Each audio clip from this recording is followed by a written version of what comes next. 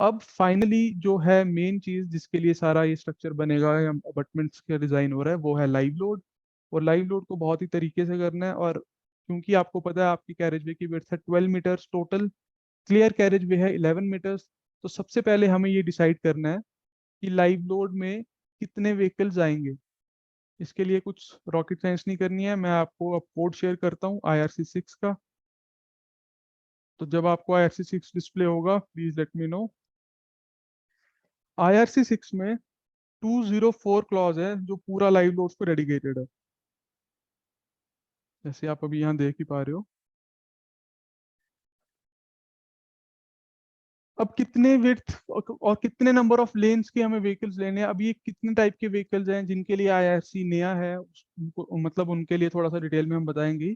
और जो already IRC live loads को जानते हैं वो बस इसको एक बार सुन लेना, हो सकता है कुछ नई चीज़ और भी पता चलेगी आपको। तो पहली चीज़, हमारे पास टोटल कैरेज वे विड्थ कितनी है, 12 मीटर्स है, जो कि क्रैश बैरियर से क्रैश बैरियर तक है, 12 मीटर्स। लेकिन क्लियर कैरेज भी कितना है, 11 मीटर्स। तो पहले हमें ये डिसाइड करना है कितनी लेन्स पे के लिए ये ब्रिज है, मतलब कितनी लेन्स को ये ब्रिज सर्व करेगा। उसके लिए कुछ भी नहीं करना है, इसको स्क्रॉल करो और यहाँ पे एक टेबल आएगा जो कि है 204। इसमें क्लियरली लिखा हुआ है अगर आपकी कैरेज वे जो क्लियर कैरेज वे होता है 11 मीटर्स जो हमारे केस में है, अगर वो ये वाला रो पढ़ो 9.6 मीटर से बड़ा है और 13 मीटर 13.1 से छोटा है, तो आपको 3 लेन्स के लिए अपने स्ट्रक्चर्स को डिजाइन करना है, सुपर स्ट्रक्चर को भी, सब स्ट्रक्चर को भी। तो अब 3 लेन्स के लिए डिसाइड डिजाइन करने के लिए एक और फर्दर टेबल दिया गया है जिसमें कुछ मिनिमम केसेस हैं, जैसे कि इसे जूम इन करते हैं। ये ये 2 केसेस ही दिए हैं अभी इसने IRC6 ने, लेकिन ये है मिनिमम केसेस, हमें इससे ज्यादा भी बनाने पड़ सकते हैं। तो 3 लेन्स के लिए ये अरेंजमेंट है। जैसे ना, पहले तो मैं आपको बता देता हूँ कि टाइप ऑफ लाइव लोड्स कौन कौन से हैं जिनके लिए डिजाइन होता है। एक है क्लास ए, एक है 70R व्हील, फिर आता है 70R ट्रैक। इनके नाम में नहीं जाना है, बस जैसे हम सबके अलग अलग नाम है इनके भी अलग अलग नाम है। और ये सारे हाइपोथेटिकल व्हीकल्स हैं, इनमें से कोई भी व्हीकल असली नहीं होता है। ये सारे व्हीकल्स आए कैसे हैं, इसके पीछे मैं आपको रीजन बता देता हूँ। स्टडीज होती हैं और इनके स्पेसिफिक कोड्स भी हैं कि ये फॉर्मुलेट कैसे किया गया कि 70R व्हील में 100 टन की लोडिंग रहेगी और ऐसे ये सारी चीजें। ये एक सिचुएशन अज्यूम की गई है, मान लो कि एक टाइम पे ब्रिज पे एक कार है, एक बस है और एक ट्रक चल रहा है, तो उसको उसके इफेक्ट के लिए क्या लोडिंग बनती है। तो वैसे सारे मल्टीपल कॉम्बिनेशंस बना के फाइनली कोड ने एक सिंप्लीफाइड फॉर्म में हाइपोथेटिकल व्हीकल्स ये दे रखे हैं। और हमें इन्हीं के लिए, अगर हम इनके लिए चेक कर लेते हैं अपने स्ट्रक्चर्स को, तो फिर हमें एडिशनली कुछ चेक नहीं करना है in apart from special vehicle loading. तो एक और लोड है SV लोडिंग, जिस जो मैं अब यहाँ लिख देता हूँ, और इसको मैं आपको बताऊंगा कि कब यूज करना है और कब यूज नहीं करना है। तो SV लोडिंग है स्पेशल व्हीकल लोडिंग, इसमें 38 एक्सल्स होते हैं ऑलमोस्ट, और बहुत लंबा ट्रेलर होता है। और जब ये चलता है तो ऐसा प्रोविजंस होती हैं कि और कोई लोडिंग्स नहीं चलेंगी। मतलब हो सकता है ना, जैसे कभी टरबाइन जाती है, तो जब टरबाइन जा रही होती है बहुत हैवी होती है, बहुत लंबी ट्रॉली होती है, तो उस जब वो चलती है बिल्कुल स्लो स्पीड से चलती है, और ये सारी जम्पशंस हैं, इस पे इम्पैक्ट फैक्टर भी नहीं लगेगा, तो इसके बारे में हम बिल्कुल एंड में डिस्कस करेंगे। बट उससे पहले ये जो 3 कैटेगरीज हैं इन पे फोकस हम करेंगे। और it is not only common to abutments, अगर आप IRC6 के लाइव लोड्स जानते हो, जो कि प्राइमरी बेसिक चीज है अगर आपको ब्रिज डिजाइन इंडस्ट्री में घुसना है। तो चाहे आप एक सॉलिड डेक स्लैब डिजाइन कर रहे हो, या आप एक खतरनाक गर्डर सिस्टम डिजाइन कर रहे हो, या आप बॉक्स गर्डर डिजाइन कर रहे हो, या आप प्लेट गर्डर डिजाइन कर रहे हो, या आप ट्रस डिजाइन कर रहे हो, ओपन वेब गर्डर, कुछ भी डिजाइन कर रहे हो, आपको अगर IRC6 की लोडिंग्स ही नहीं पता है तो there are very low chances कि आप इंटरव्यू क्लियर कर पाओगे। तो IRC6 की ये जो लोडिंग्स है, मैं वही बता रहा हूँ कि इसको अच्छे से सुनने का फायदा ये होगा कि ये हर हर जगह एप्लीकेबल है। कुछ भी डिजाइन करो आपको उनके लिए चेक करना ही करना है। तो it is like the alphabets ABC of every load, जो हम जिसके लिए भी हम ब्रिजेस डिजाइन करेंगे। तो ठीक है, उस पर बाद में आएंगे। अब आप यहाँ देख पा रहे हो कि 2 केसेस बनाए गए हैं इस टेबल में, और ये टेबल नंबर और पेज नंबर जो है ना वो आप एक्चुअली आपके पास तो अवेलेबल रहेंगे ये डेटा। तो टेबल 6A है, इसके अकॉर्डिंग सिर्फ 2 केसेस बनाए हैं अगर 3 लेन ब्रिज है। उसमें क्या है, एक केस में क्या है कि सारे व्हीकल्स पास पास रख दिए सिर्फ क्लास ए के, और एक केस में क्या है कि एक क्लास ए भी चल रहा है और एक 70R व्हील भी चल रहा है। अब इस पिक्चर से हमें घबराना नहीं है, इसको करते हैं हम डिटेल से व्हाइट बोर्ड में डिस्कस, क्योंकि ये ऐसी चीज है जो एक बार आप समझ लोगे फिर हमेशा के लिए आपके साथ रहेगी और आपको कोई डाउट्स नहीं होंगे। तो चलते हैं किसी दूर दुनिया में जहाँ पे काफी सफाई हमें मिलेगी।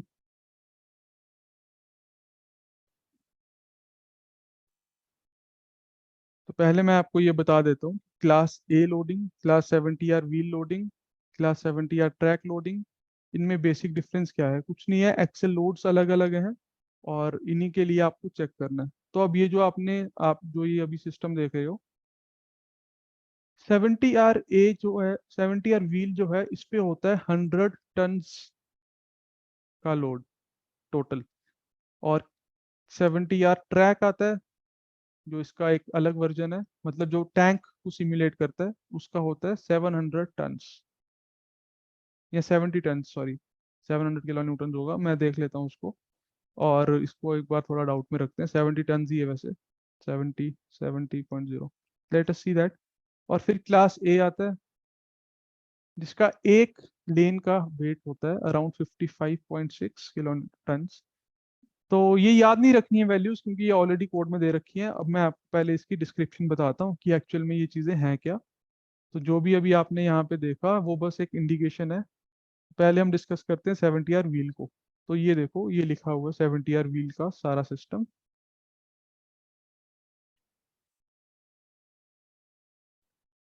तो देखो, जो मैं आपको 100 टन्स बता रहा था वो इन सब का, पहले तो मैं आपको ये बताना चाहता हूँ कि ये रिप्रेजेंट कर रहा है, क्या कर रहा है। ये है क्लास 70R व्हील व्हीकल, जो एक क्लास ऑफ व्हीकल है जो अभी हमने स्टडी किया। और ऐसा कोड में ही लिखा गया है कि जब सिंगल लेन 70R व्हील चलेगा तो वो दो लेन्स ऑक्यूपाई करेगा, क्योंकि इसकी विड्थ होती है ज्यादा। और इसके चार अरेंजमेंट्स हैं टायर्स के, सॉरी तीन अरेंजमेंट्स हैं, जो आप ये एल टाइप, एम टाइप और एन टाइप देख रहे हो। और घबराने की कोई जरूरत नहीं है, ये सब आपको कुछ भी याद नहीं करना है, काम की चीज जब आएगी तो आपको पता चलेगा कि बस इतना ही करना है। क्योंकि कोड में बहुत सारी चीजें लिखी हैं, अब सारी चीजें हर जगह अप्लाई नहीं होती हैं। हमें एल टाइप 70R व्हील लेना है जिसमें दो दो व्हील्स साथ साथ जुड़े हैं और एक एक्सेल में चार व्हील्स हैं। जैसे यहाँ पे दो व्हील हो गए और यहाँ पे दो व्हील हो गए, ये ट्रैफिक मूवमेंट है। अब इसको भी और सिंप्लीफाई करना है हमें, हम इन दोनों के सेंटर में लोड ले लेंगे और एक एक में कन्वर्ट कर देंगे। और ये जो डिस्टेंस आता है ये आता है 1.93। ये कैसे आता है बता देता हूँ आपको। ये 2.79 है, 2.79 में से आप सब्ट्रैक्ट करो 0.86, तो सेंटर टू सेंटर क्या आ रहा है? 2.79 माइनस 0.86, 1.93, ठीक है। इस वजह से अगर मैं इसको ज्यूम कर रहा हूँ कि सेंटर पे बना रहा हूँ, तो ये मैंने 1.93 ले लिया।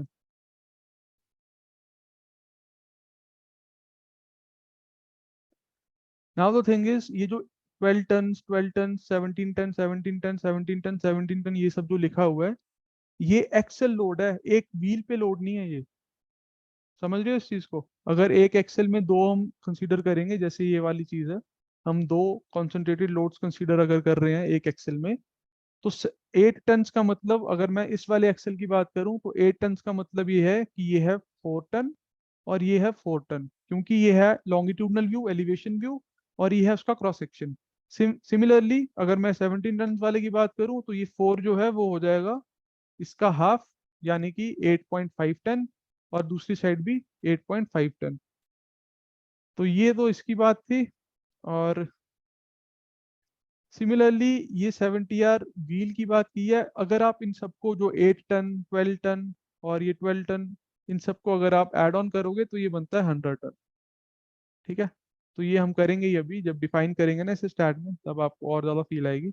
और अब डिस्कशन करते हैं 70R ट्रैक की। बट इसमें एक चीज़ ध्यान रखनी है कि जब भी सिंगल 70R व्हील चलेगा या सिंगल 70R ट्रैक चलेगा, तो वो दो लेन्स को कवर करेगा।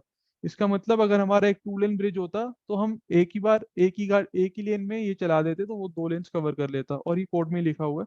और अब फोकस करते हैं 70R ट्रैक व्हीकल पे। तो 70R ट्रैक का थोड़ा अलग सिस्टम है, ये एक्चुअली आप देख पा रहे हो, इसका ये प्लान व्यू है।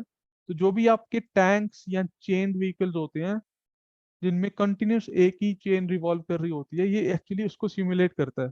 तो आप देख पा रहे हो कि एक प्लान में अगर बनाऊं तो ये 4.57 जो यहाँ पे डायमेंशन है, और ये 4.57, तो ये पूरा एक ट्रैक है। अब जब आप इसको आप स्टैट में सिमुलेट करोगे तो आपको लगेगा वाह यार सही है, बिल्कुल ट्रैक की तरह चल रहा है एज ए यूटीएल। और इसके एक एक्सेल पे कितना लोड है, 35 टन। ठीक है, तो टोटल 70 है, तो 70 टन टोटल लोड है, और ट्रैक पे एक एक्सेल पे है 35 टन। अब ये जो वैल्यूज मैं आपको रैंडमली बता रहा हूँ, ये एक्चुअली आपको कुछ भी याद नहीं करनी है, तो आपको घबराना नहीं है। और यही एक अच्छी चीज़ है कि जब हम एक्चुअल डिज़ाइन कर रहे होते हैं, हमारे पास कोड्स और जो भी हमें लोड्स लगाने होते हैं उनके फॉर्मूलाज कुछ याद नहीं करने पड़ते, बस हर बार रेफर करने पड़ते हैं। तो इनको ना मैं एक बार के लिए कर देता हूँ कॉपी, ताकि हमें बार बार कोड ना खोलना पड़े। और आज का सेशन प्योरली व्हील्स पे ही, इन व्हीकल्स पे ही डिपेंडेंट है, तो हमें इन्हें अच्छे से करना है। तो ये मैंने यहाँ पे 70 व्हील चिपका दिया, सॉरी ट्रैक चिपका दिया। वैसे ही अब चिपकाते हैं 70 व्हील। और अब इसमें 70 बोगी लोड भी होता है, जिसमें सिर्फ 2 एक्सेल होते हैं जो आप ये देख पा रहे हो। बट इसका ज्यादा रोल पता कब आता है, जब आप छोटे स्पैन के स्ट्रक्चर्स करते हो। फॉर एग्जाम्पल, जब आप अप टू 4 मीटर्स के स्ट्रक्चर्स करोगे ना स्पैन के, चाहे वो बॉक्स कल्वर्ट हो, सॉलिड डेक स्लैब हो, या फिर आप गर्डर्स के ऊपर जो डेक स्लैब पड़ी है हमारे केस में भी उसका डिजाइन जब करोगे, तब बोगी आती है काम। और अगर आप अभी ग्रिलेज वाली प्लेलिस्ट फॉलो कर रहे हो यूट्यूब पे, तो उसमें 70 बोगी के लिए ही मैक्सिमम हॉगिंग सैगिंग आई हुई है इन स्पैन, जो कि गर्डर्स पे डेक स्लैब पड़ा हुआ है। तो चलो इस पे भी किसी और दिन डिस्कशन करते हैं। बट हमारे इस वाले केस में यही चीज़ें काम की आने वाली हैं, तो वहाँ पे रख देता हूँ। इनफैक्ट मैं इसको भी रख देता हूँ, क्योंकि हमें व्हील्स की एक्सल लेंथ और स्पेसिंग भी पता होनी चाहिए। तो पहले एक बार इसको रखते हैं।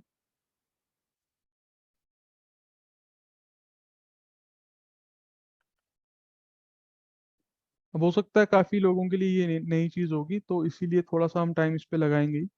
क्योंकि वी हैव स्टूडेंट्स जो बीटेक भी कर रहे हैं, और वी हैव स्टूडेंट्स जो एमटेक कर रहे हैं, एंड वी हैव स्टूडेंट्स जो पीएचडी भी कर रहे हैं। बट हो सकता है उन्होंने आईआरसी की कोर्स नहीं पढ़े हैं, तो इट्स वेरी नॉर्मल कि उन्हें ये चीज़ नहीं पता होगी। इससे कुछ ऐसे डरना या घबराना नहीं है। और इसको भी हम करते हैं कंप्यूट, क्योंकि ये भी हमें काम आएगा।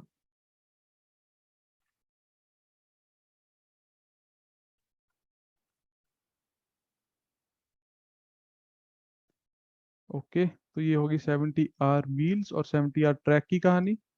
अब हम आते हैं क्लास ए पे। क्लास ए के लिए वापस से आपको कोड में लेके चलता हूँ।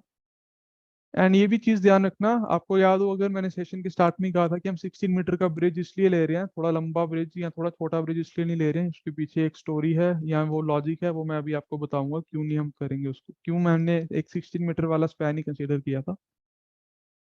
बट उससे पहले ये है क्लास ए जिसकी हम बात कर रहे थे। क्लास ए में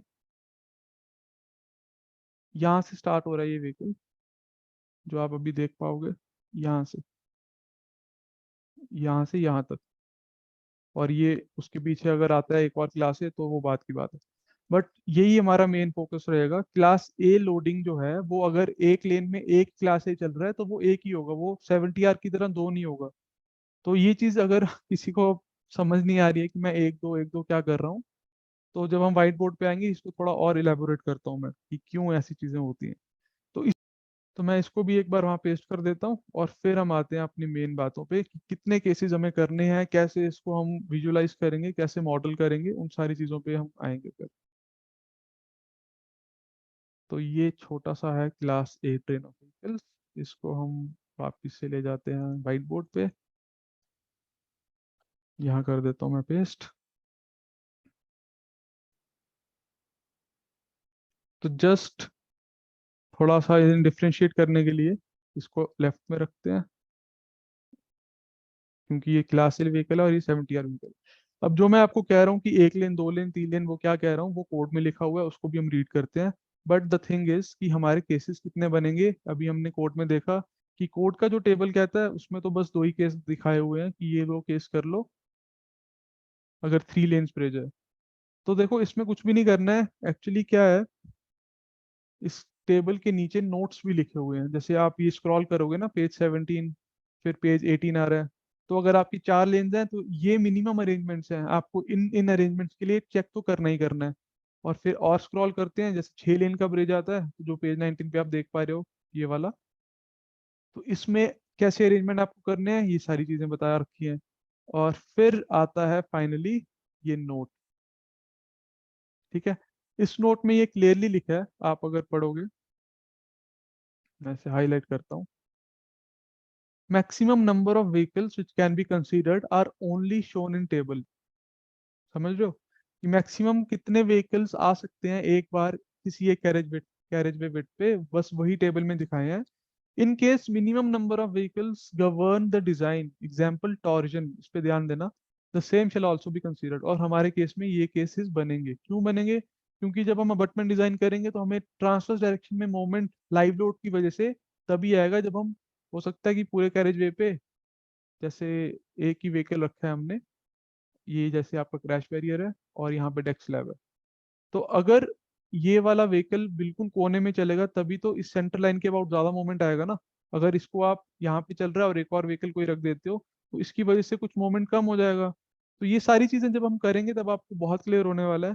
और इसीलिए मैं बार बार एम्फोसाइज कर रहा हूँ कि लाइव लोड्स एक बार आप अच्छे से समझ लो, क्योंकि ये हर स्ट्रक्चर में यूज होंगे, छोटे से छोटे बॉक्स कल्वर्ट से लेके बड़े से बड़े ट्रस तक। चाहे 100 मीटर्स का सिंगल स्पैन बोस्टिंग कर लो, सिंगल स्पैन आप पीएससी का भी कुछ कर लो, तब भी उसमें ये सारी चीजें यूज होंगी। तो अब यार थोड़ी इंपॉर्टेंट चीजें हैं जो हमें पढ़ना जरूरी है, जिसके बेसिस पे ही हम ये फिगर आउट कर पाएंगे। उनमें से एक टेबल है ये वाला, जिसमें लिखा है कि कितनी दूर पे डिस्टेंसेस हमें कंसीडर करने हैं।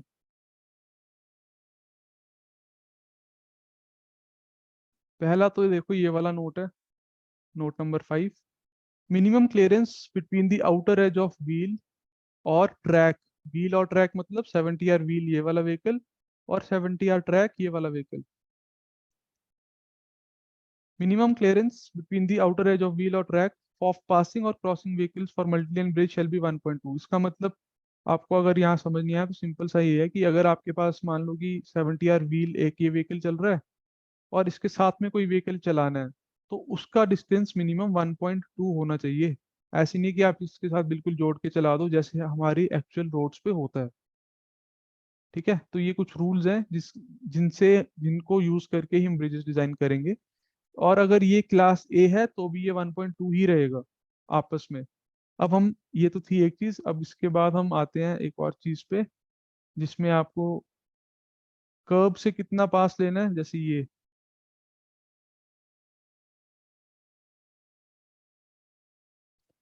तो अगर आपके पास एक क्लास ए व्हीकल है, उसकी सबसे ज्यादा प्रॉक्सिमिटी क्रैश बैरियर की हो सकती है, वो है 0.15। मतलब अगर ये क्रैश बैरियर है और बिल्कुल अगर आपको इसके साथ ही चलाना है क्लास ए व्हीकल, तो इन दैट केस क्या होगा, आप ऐसा नहीं कर सकते कि इससे बिल्कुल जोड़ के व्हील रख दो, क्योंकि ऐसा एक्चुअल में होता है। आप कभी गाड़ी चलाते हो तो बिल्कुल जोड़ के चलाते हो, क्रैश बैरियर से नहीं होता ना। तो इसीलिए इसको अगर मैं थोड़े रेड वाले पोर्शन को अगर थोड़ा सा ओमिट करूं, जो मैं क्लास ए को सिमुलेट कर रहा था एक्चुअली, तो आपको कुछ भी नहीं करना है। मिनिमम अगर क्लास ए पड़ा हुआ है तो उसको कर्व से रखना है 0.15 पे। ये कोड ही कह रहा है, ये वाली फिगर आप देख पा रहे हो ना, 0.15। अगर क्लास ए पड़ा हुआ है, तो अगर ये क्लास ए है, जिसको हम अभी रेड से नोटेट करते हैं यहाँ पे। ठीक है, लेट्स से क्लास ए का एक एक्सेल पड़ा है, तो ये वाला डिस्टेंस क्लियर डिस्टेंस है, सेंटर टू सेंटर नहीं है, ये भी बहुत क्लियरली यहाँ लिखा हुआ है 0.15 मिनिमम। तो ये आपको 0.15 रखना है अगर आप बिल्कुल कर्व के पास चला रहे हो। और अगर सेम चीज ये 70 आर ट्रैक की है, चाहे वो टाइम 70 आर व्हील हो या 70 आर ट्रैक हो, दोनों ही केसेस में ये 1.5 की जगह होने वाला है।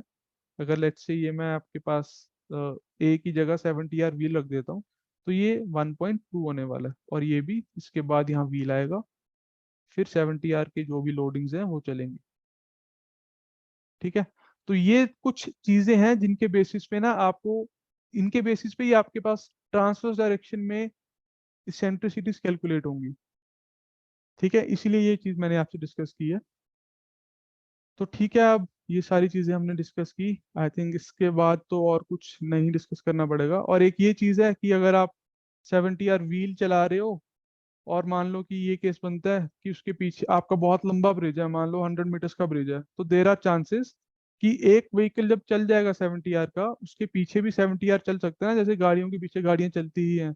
तो उन दोनों के बीच में एक मिनिमम डिस्टेंस है, और वो मिनिमम डिस्टेंस क्या होता है वो भी यहाँ लिखा ही हुआ है। आई थिंक 30 मीटर्स है फॉर 70 आर व्हील। यस, आप देख पा रहे हो, मैं इसको हाईलाइट करता हूँ। ये 30 मीटर्स है। Nose to tail spacing between two successive vehicle. Successive vehicles का मतलब ये है कि अगर एक गाड़ी ऐसे चल रही है और इसके पीछे कोई गाड़ी आ रही है, तो ऐसा नहीं है कि वो यहाँ जुड़ के चलेगी जैसे हम लोग चलते हैं, ऐसा नहीं होगा। तो उसके बीच में 30 मीटर्स का डिस्टेंस है अगर 70 आर व्हील व्हीकल है। और अगर 70 आर ट्रैक है जो कि टैंक वाली व्हीकल्स को सिमुलेट करता है, उसके लिए ये डिस्टेंस 90 है। लेकिन जब ये क्लास ए एक दूसरे के पीछे चलेंगे, जैसे क्लास ए यहाँ चल रहा है, क्लास ए यहाँ चल रहा है, तो इनके जो नोज और टेल, मतलब लास्ट एक्सेल्स के बीच में जो भी डिस्टेंस आने वाला है वो है 20 मीटर्स। और ये क्लास ए जहाँ पे डिफाइन है उसके नीचे लिखा होगा। तो आपको पता ही है, आपका ब्रिज ही 16 मीटर्स का है, तो इसमें तो कोई चांस बनेगा ही नहीं कि ए के पीछे दूसरी गाड़ी भी आ जाए। बट अगर आप मल्टी स्पैन ब्रिजेस करते हो जो कि कंटिन्यूस हैं, तो आपको ये चीज ध्यान रखनी है। और अगर आप एक मल्टी स्पैन ब्रिज करते हो जिसमें सिंपली सपोर्टेड ही हैं सारे, तो भी एक बार में एक स्ट्रक्चर पे पूरा लोड नहीं आएगा। इन केस अगर आपका 20 मीटर से बड़ा स्पैन है तो ही ये चीज पॉसिबल है। तो हमारे वाले इस केस में वो चीज वैलिड नहीं होने वाली है, तो हमें इसके लिए कुछ सोचना नहीं है। अब वापस आते हैं व्हाइट बोर्ड पे और स्टार्ट करते हैं मेन काम। तो देखो, क्लास ए, 70 आर व्हील और 70 आर ट्रैक, इन्हीं को हमें करना है कंसीडर, और इनके कॉम्बिनेशंस। अब मैं आपको पहले ये बताऊंगा कि हमें कॉम्बिनेशंस कौन कौन से कंसीडर करने हैं ट्रांसवर्स पोजीशंस के लिए और लॉन्गिट्यूडनल पोजीशंस के लिए। क्योंकि आप देखो, अभी तक आपने डेड लोड निकाला है, लेकिन एक्चुअल में उसके ऊपर गाड़ियां चलनी है, और इसी इसी के लिए हम सही सारी चीजें कर रहे हैं। तो अगर आपको लगेगा कि यार ये कुछ घुस नहीं रहा है या मतलब थोड़ा ज्यादा हो रहा है, तो प्लीज मुझे बता देना। मैं इस पे एक या दो एडिशनल लेक्चर्स लगाने के लिए तैयार हूँ। क्योंकि अगर आपको ये समझ आता है तो ही आप आगे की कहानी समझ पाओगे। क्योंकि बाकी फोर्सेस, अर्थक्वेक या अर्थ प्रेशर या वाटर करंट या विंड फोर्सेस, उसमें कुछ भी नहीं है। मेन सारी चीज यहीं पर है। वो मतलब अगर आपने एक बार सुन लिया तो आप हमेशा कर लोगे। मेन चीज यहीं पर है। तो मैं अभी पहला केस यहाँ बनाने जा रहा हूँ जिसमें हम ये कंसीडर करेंगे कि कहाँ पे हम व्हीकल्स को रखें। ठीक है, तो देखो कुछ भी नहीं करना है। हम सबसे पहले एक केस बनाएंगे। अब आपको मैंने बताया ना कि क्लास हमारा पहले तो 3 लेन ब्रिज है, ये चीज होनी चाहिए क्लियर। 3 लेन ब्रिज ऐसा क्यों है? क्योंकि 11 मीटर्स जो है वो as per that table in code 9.6 से बड़ा है और 13 से छोटा है। तो ये वैल्यूज एक बार कंफर्म कर लेना, एग्जैक्टली याद नहीं है, बट 3 लेन ब्रिज है, ये कंफर्म हो गया। तो इसमें पहले मैं पेन डाउन कर लेता हूँ केसेस क्या क्या होंगे। पहला केस होगा जब क्लास ए चल रहे हैं, तीनों तीनों बाई एक साथ चल रहे हैं। और ये 3 बार इसलिए चलेंगे, मतलब ट्रांसवर्स डायरेक्शन में, जैसे एक ये हो गया, एक ये हो गया, ठीक है, ये हो गया क्लास ए पहला व्हीकल। और फिर जो हमने अभी डिस्टेंसेस पढ़े थे, जिसमें 0.15 ये स्पेसिंग रखेंगे हम। और उसके बाद यहाँ पे दोनों व्हीकल्स के बीच में 1.2 रहेगी, हमेशा ये 1.2 रहती है। और फिर वापिस से एक और क्लास है यहाँ पे हम अटैच करेंगे 3 लेन्स के लिए। ठीक है, और वापिस से यहाँ 1.2 रखेंगे, और फिर से यहाँ पे क्लास ए रख देंगे। ठीक है, अब ये जो डिस्टेंसेस टोटल बनेंगे, ये बनेगा एक केस जब तीनों के तीनों क्लास ए आपके स्ट्रक्चर पे चल रहे हैं। ये है इसकी ट्रांसवर्स पोजीशन। अब लॉन्गिट्यूडनल पोजीशन में कौन सा एक्सेल कहाँ पड़ेगा वो हम देखेंगे थोड़ी देर में, उसमें कुछ भी नहीं है बेसिकली। सारा सिस्टम टॉर्जन के लिए यहीं पे काम आता है। फिर सेकंड केस हम कंसीडर करते हैं। अब इसी को आप क्लास ए के दो व्हीकल्स ले लो, क्योंकि आपने उस टेबल में जो हमने देखा जहाँ सिर्फ दो ही केसेस दे रखे हैं, क्लियरली लिखा हुआ है कि these are the maximum cases. In case minimum case govern the torsion, तो आपको मिनिमम भी कंसीडर करना है। तो उसका कहने का मतलब कुछ भी नहीं है। इसको मैं अगर यहाँ पेस्ट कर देता हूँ वापिस से,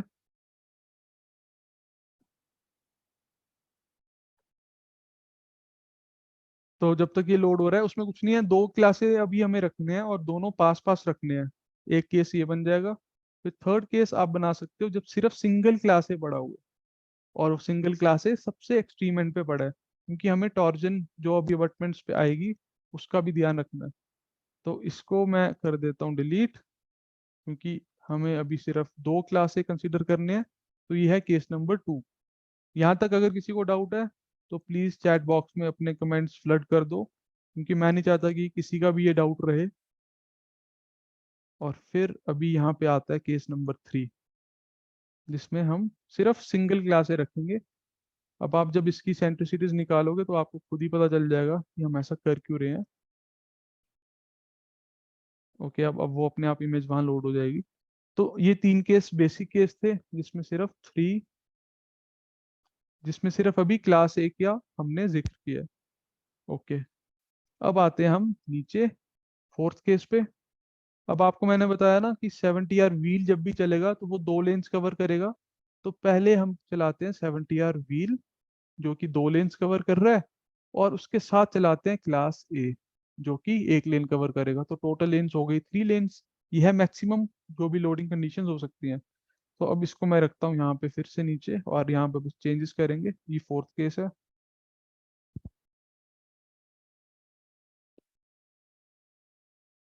इसको करते हैं डिलीट, इसको भी करते हैं डिलीट, सॉरी।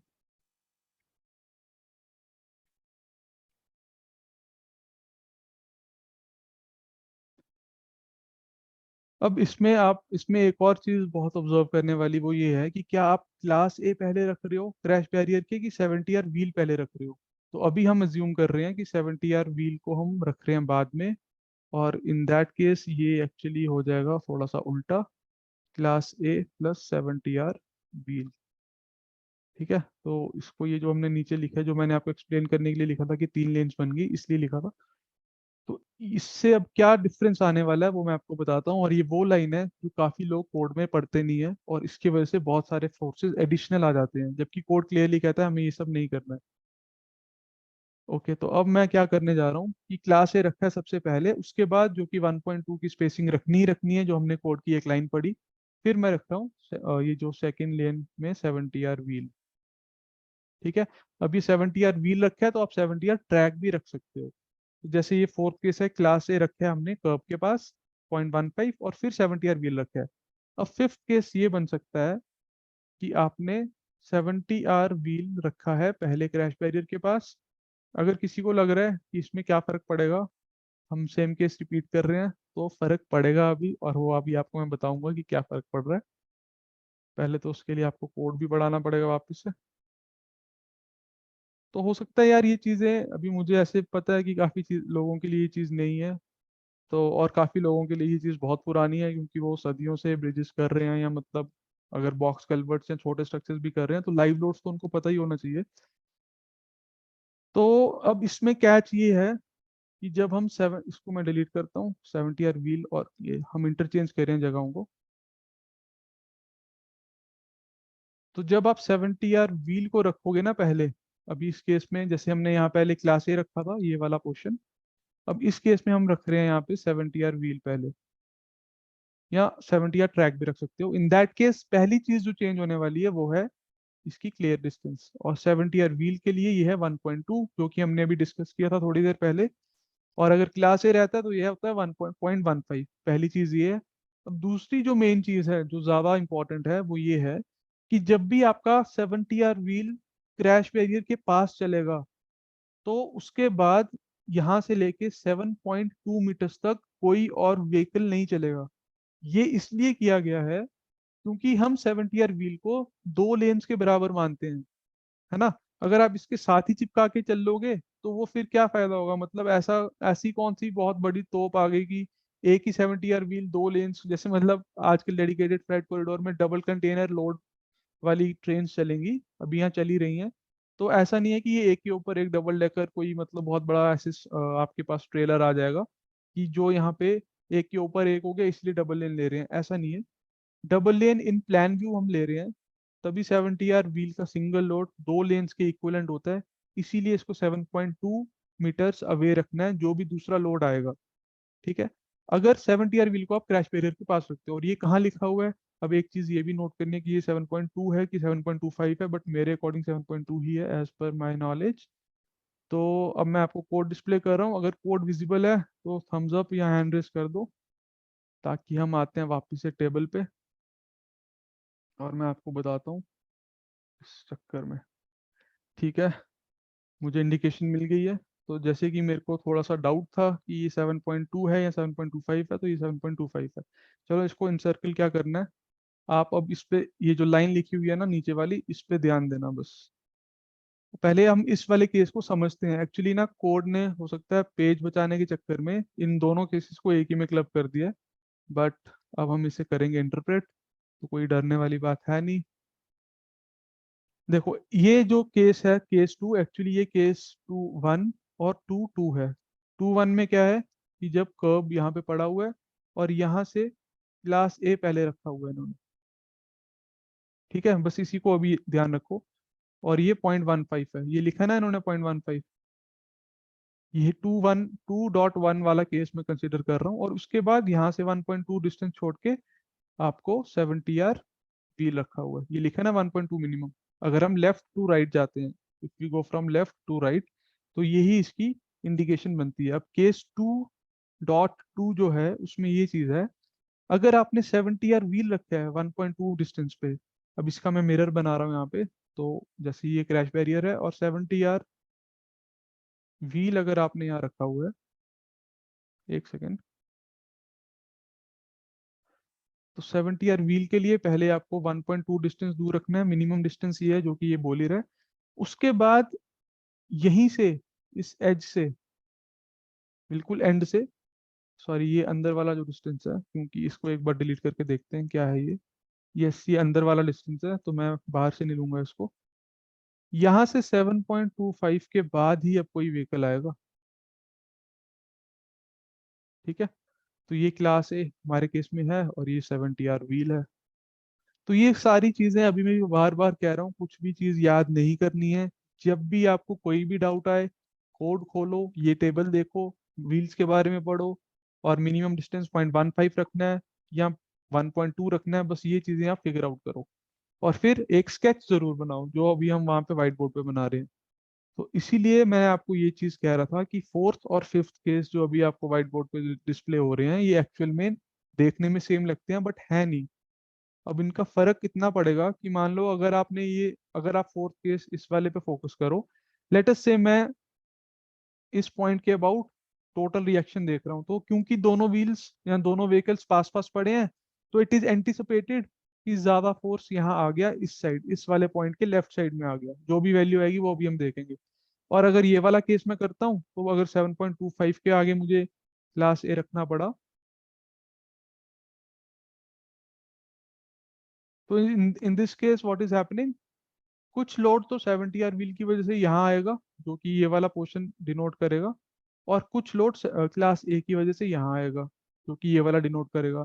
तो इस पॉइंट के अबाउट, और ये पॉइंट कौन सा पॉइंट है, ये पॉइंट वो है जिसके अबाउट आप ट्रांसवर्स मोमेंट्स निकालोगे। अगर आपकी अबटमेंट कैप का ये मैं प्लान बना रहा हूँ, तो ये कुछ एक सेंटर लाइन एक्सिस होगी ना, तो ये वो वाला पॉइंट डिनोट कर रहा है। तो इन दैट केस क्या होने वाला है, इस वाले केस में जो कि फोर्थ केस है, जब क्लास ए पास पड़ा हुआ है क्रैश बैरियर से, तो ज्यादा मोमेंट डेवलप होगा। इस वाले केस में एक इस साइड मोमेंट डेवलप हो रहा है जिसको एम टी 70 लिख रहा हूँ, और एक इस साइड डेवलप हो रहा है जिसको एम टी क्लास ए लिख रहा हूँ। तो नेट मोमेंट कुछ ना कुछ कमी आएगा ना। तो इस वजह से टॉर्जन के केस में फोर्थ वाला केस गवर्न करने के ज्यादा चांसेस हैं in comparison to case number 5। अभी ये बस आप इस लेक्चर को सुन लो और इसको रिवाइज जरूर करना, क्योंकि बिना उसके काम बनेगा नहीं। तो ये 4 और 5 केस हो गए। अब आप देख रहे हो कितने केसेस एक्चुअली में करने पड़ते हैं।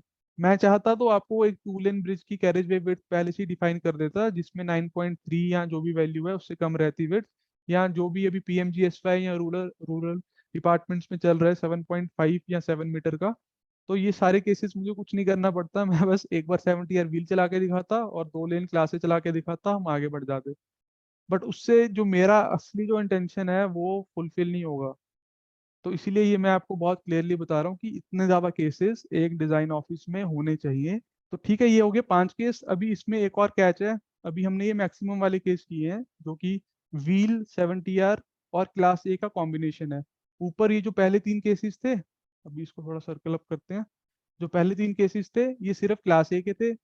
4 और 5 जो है वो 70R व्हील और क्लास ए का कॉम्बिनेशन है। अब ये मैक्सिमम केसेस हैं, अब इसके आगे और भी फर्दर केसेस बनेंगे भाई। जैसे 6th केस अभी मैं बनाता हूँ। तो यार डरना नहीं है, मैं आपको बार बार यही कह रहा हूँ, डरना नहीं है। ये सारे केसेस एक एक भी कर लोगे ना तो सारी चीजें अपने आप समझ आ जाएंगी। 6th केस में क्या होने वाला है, सिर्फ क्लास ए चल रहा है और 70R व्हील नहीं है। अब ये 6th केस और 3rd केस सेम केस हो गया ना, तो इसमें हम इसको कर देंगे ओमिट, क्योंकि ये सेम केस हो गया। क्लास ए चल रहा है, 70R व्हील नहीं चल रहा है, और ये सेम केस हमने पहले भी ले रखा है। इसको आप कर दो डिलीट, तो एक केस कम हो गया। अब एक केस अगर ये कम हो गया तो ये भी पॉसिबिलिटी हो सकती है, इसको फिर हम यहाँ से डिलीट ही कर देते हैं। तो 6th केस में अब हम लिख देते हैं कि सिर्फ 70R व्हील चल रहा है।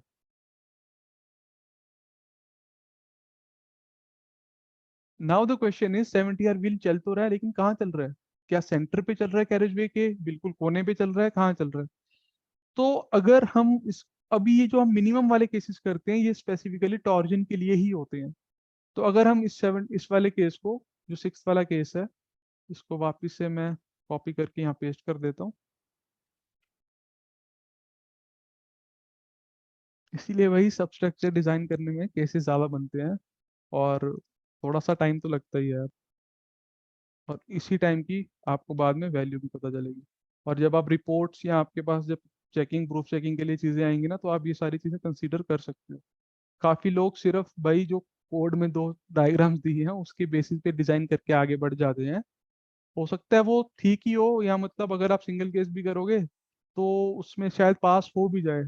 There is a possibility, but this that is not the correct approach at least for सब स्ट्रक्चर डिजाइन, जिसमें टॉर्जन बहुत बड़ा रोल प्ले करता है। अभी तो हमारा वॉल टाइप स्ट्रक्चर है, वॉल टाइप में तो यहाँ पे इतनी बड़ी ऑलरेडी 12 मीटर की विड्थ है, तो इसका सेक्शन मॉड्यूलस ही इतना ज्यादा होने वाला है कि इस पे स्ट्रेसेस आएंगे कम। लेकिन अगर आपका वॉल टाइप अबटमेंट नहीं होगा, या मतलब स्क्वायर टाइप अबटमेंट हुआ या कुछ भी हुआ, इन केस पियर के केस में अगर आपको सर्कुलर ही है, तो ये चीजें बहुत मैटर करती हैं। तो ठीक है, अभी ये 6th केस मैं जो यहाँ प्लॉट करने वाला हूँ, 6th केस पे कुछ भी नहीं करना है। यहाँ पे मेरे को एक बार 70R व्हील लिखना है बस। तो जब सिर्फ 70R व्हील चल रहा होगा ना बिल्कुल चिपक के 1.2 डिस्टेंस पे, तो ये ज्यादा टॉर्जन देगा। क्योंकि आप देखो ना, अगर मैं लाइन डायग्राम में बनाता हूँ तो इस पॉइंट के अबाउट ये सेंट्रिसिटी दूर होगी ना, क्योंकि ये बिल्कुल चिपक के चल रहा है। अगर आप और कंजर्वेटिव करना चाहते हो तो आप बिल्कुल इसको ये मानो कि क्रैश बैरियर है ही नहीं, मैं तो बस खतरों का खिलाड़ी हूँ, मैं बिल्कुल कोने पे चलाऊंगा अपनी गाड़ी। तो फिर ये और इसेंट्रिसिटी बढ़ जाएगी, इन दैट केस वो यहाँ हो जाएगा। But this is not practical ना, आप भाई इतना ज्यादा क्यों सोच रहे हो? मतलब जो प्रैक्टिकल चीज है वही चीज सोचो, और इसीलिए तो कोड ने ये क्लियरली दे रखा है। अदरवाइज कोड क्यों देता है ये सारी चीजें क्लियर 1.2 वाले डिस्टेंस की? तो इन दैट केस 7.25 ये जो नीचे लिखा है इसका कोई मतलब नहीं रह जाएगा। तो ये हो गया आपका 6th केस। अब आप आओ 70R ट्रैक वाले केसेस पे। उसमें कुछ भी नहीं करना है, जो 4, 5 और 6 है एक्चुअली उसी का एक रिप्लेसमेंट है with 70R track in place of 70R wheel. तो ये करते हैं नीचे, और करना एक्चुअली कुछ भी नहीं है। अब इसको मैं पहले थोड़ा ऊपर शिफ्ट करता हूँ। जहाँ जहाँ 70R ट्रैक लिखा हुआ है, व्हील लिखा हुआ है, उसी को 70R ट्रैक बना है।